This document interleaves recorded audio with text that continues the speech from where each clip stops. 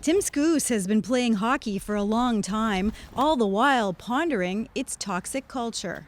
Misogynistic comments, homophobic slurs, notions about hypermasculinity, about manning up. As an elite hockey player, he saw disturbing things he didn't feel safe talking about. Now, as a professor at Brandon University, he researches it. One of the most poignant things that come to mind is how deeply ingrained hockey culture is, how deeply systemic playing hockey in that culture gets involved in who you are and your notion of identity. Scoose knows the benefits of hockey, but is torn about registering his 10-year-old son this fall.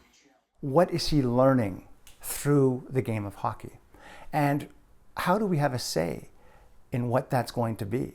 How is he going to develop his character and his thoughts about women?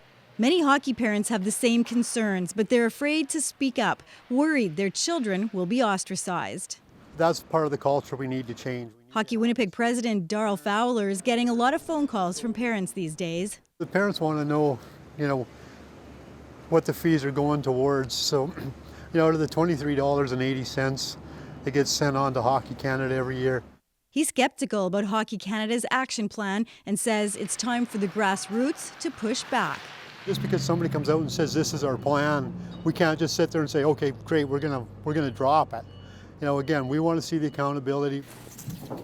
Hockey Winnipeg is trying to change the culture from the ground up. A former player and coach, Janelle Forkand, is launching a new rec hockey program this fall designed to make the sport more welcoming, diverse, and safe.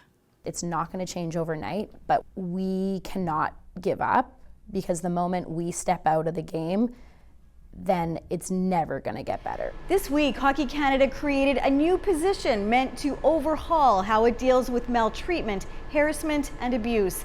It's also going to create a new tracking system to handle complaints. Karen Pauls, CBC News, Winnipeg.